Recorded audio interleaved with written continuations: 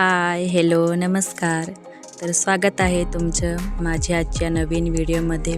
तर या व्हिडिओमध्ये मी तुम्हाला आज फोर्टेक्स ब्लाऊजची कटिंग दाखवणार आहे.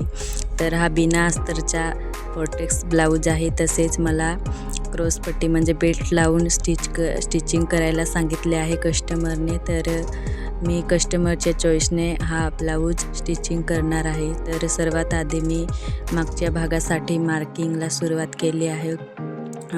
32 साईजचा हा ब्लाऊज आहे. तर अशा प्रकारे छातीचा चौथा भाग तसेच 1.5 इंच मार्जिन ठेवून मी मार्किंग करून घेतली आहे व आता मुंड्यासाठी मार्किंग करते आहे. तर सर्वात आधी मागच्या भागासाठी मी 1.5 इंचाला क्रोशमध्ये मार्किंग केली व मुंड्याचा आकार देत आहे.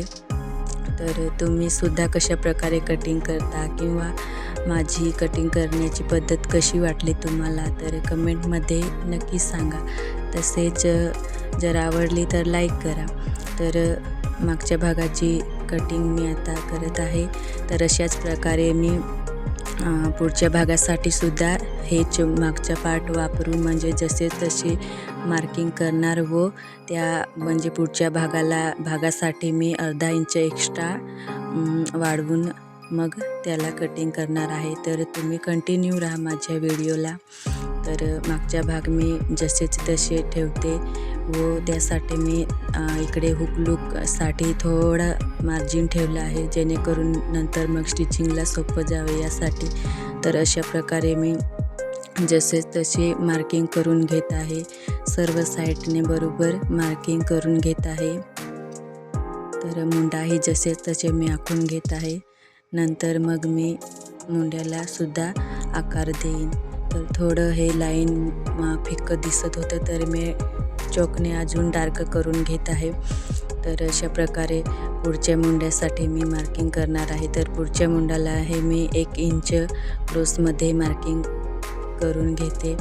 तर तुम्ही बघू शकता. तर हा ब्लाऊज मला म्हणजे बिना नोटचा व काही नोट वगैरे लावायचे नव्हते त्यामुळे म्हणजे शोल्डर उतरतं. तर मी त्यासाठी फक्त 5 इंच शोल्डर घेऊन कटिंगला सुरुवात केली आहे.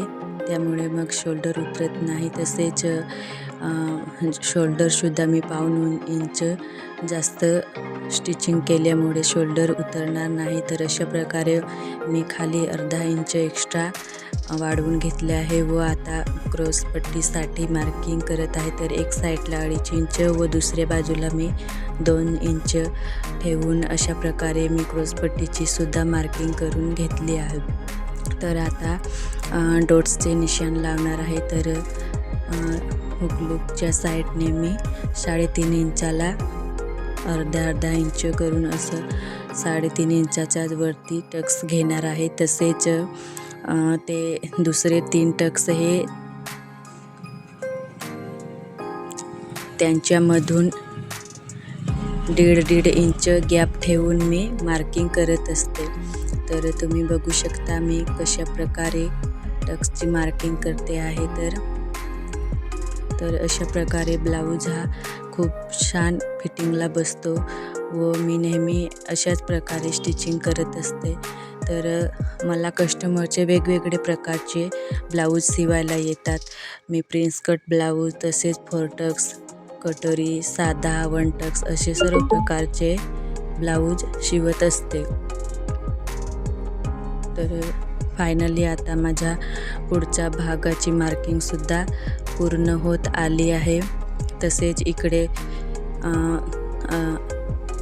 टक्समध्ये जाणार त्यासाठी मी 1 इंच एक्स्ट्रा वाढवून मग तीही मार्किंग करून कंप्लीट करणार आहे. तर आता झाली माझी कटिंग. तसेच मी आता बाही कटिंग करत आहे. तर मला कस्टमरने मेगा बाही स्टिच करायला सांगितली होती. तर त्याचीच मी इथं मार्किंग करून घेतली आहे. 4 फोल्ड घडी घालून बाहीचीही मार्किंग मी करून घेतली आहे.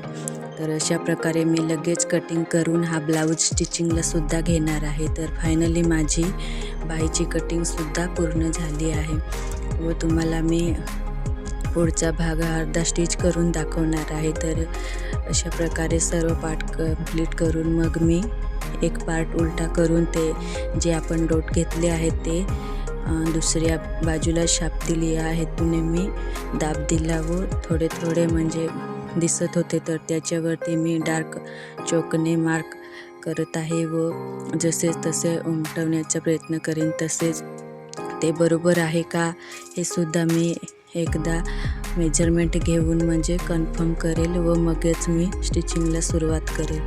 तर अशा प्रकारे मी आता स्टिचिंगला सुरुवात केली आहे.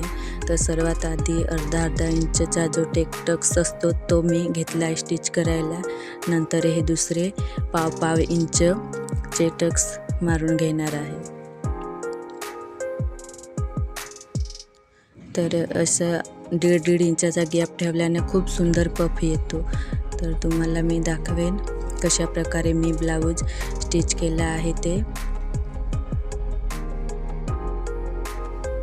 तर अशा प्रकारे मी 4ही टक्सची शिलाई करून घेतली आहे.